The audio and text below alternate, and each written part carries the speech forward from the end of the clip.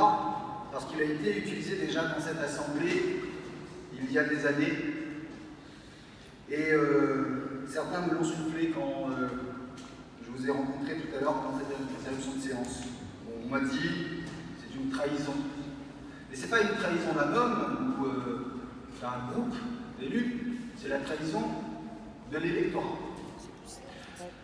Nous avons à Vitry le triste record de France pour les villes de plus de 10 000 habitants de l'abstention. Plus de 1000 habitants. De l'abstention.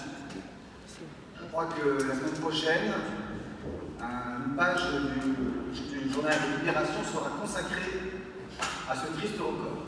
Nous donnons collectivement une très mauvaise image de la politique parce que ce qui se fait dans cette ville, en termes de participation citoyenne, n'est pas à la hauteur d'une ville de presque 100 000 habitants.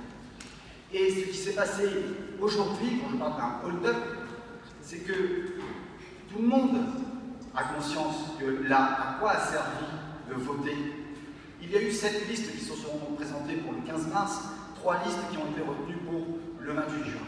À chaque fois, quand on s'est déplacé dans les quartiers, je parle pour ma part, mais je pense que c'est le cas pour les autres têtes de liste, Monsieur le Président, Monsieur Kennedy. Les gens disent oui, moi je veux que Bourdon soit maire, ou Aflaté soit maire, ou Kennedy soit maire. Ils ne disent pas Pierre Belloc, Jacques Perreux ou Mimi. C'est la tête de liste qui doit être ensuite celui qui se présente au sein du conseil municipal. Donc là, en effet, il y a une trahison de l'électorat, et je parle sans embâche d'un maire illégitime.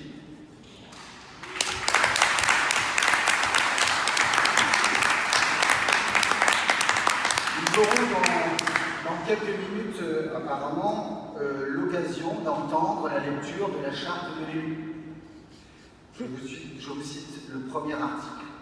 L'élu local exerce ses fonctions avec impartialité, diligence, dignité, probité et intégrité. Mesurez, chers collègues, chacun de ces mots. Ce ne sont pas que des mots. Quand les partis s'allient, se désunissent, c'est les citoyens qui trinquent. Je vous le dis, vous n'êtes pas à la hauteur de ce qu'attendent les citoyens. Je vous le dis franchement. Nous avons devant nous 6 années dans lesquelles nous serons investis, qui part du groupe Vitry en mieux, qui a fait 26% de participation au second tour, la plus grande, en tout cas une très belle dynamique qui s'est créée autour de l'écologie citoyenne et démocratique.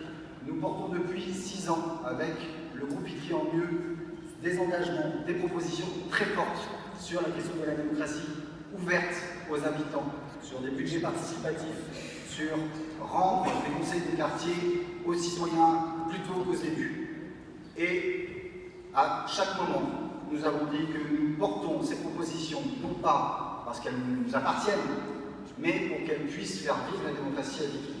Nous les présentons à nouveau, et bien malin serait cette camp majoritaire de s'en emparer. Il en est de même sur les questions d'écologie. Il n'est pas question qu'à Vitry, on continue à concevoir une écologie productiviste et qui fait aussi la voie, le chemin à des grands groupes comme Veolia. J'ai souvenir, M. Belloc, que vous êtes opposé à la régie publique de l'eau quand nous avons dû la voter ici. Et nier cela, c'est oublier, et c'est encore une fois trahir la conscience politique de notre vie. Voilà, je veux terminer ces propos pour dire qu'il y a de l'espoir à Vitry. 2610 voix se sont exprimées pour l'alternative politique écologiste, et pas ces faux semblants d'écologie, parce qu'on arbore un logo. Vous l'avez vu, 26% des électeurs ne se sont pas trompés. Le vote écologiste n'a pas eu besoin de voir qu'il y avait une réunion avec les plus sectaires d'entre nous au sein de ce conseil municipal. L'alternative, l'espoir est de notre côté. Et je vous invite, chers citoyens qui nous regardez aujourd'hui, à continuer à suivre ce qui se passe au sein de ce Conseil. Parce que dans les 6 prochaines années, sans savoir ce que nous aurons à délibérer, il y aura, j'en suis sûr, des moments de démocratie forte. Et dans cette assistance, plutôt que d'avoir 10 personnes qui assistent, je vous invite à venir massivement et à vous intéresser à la chose publique. C'est un devoir pour nous, un devoir pour Vitry, un devoir pour la démocratie. Merci.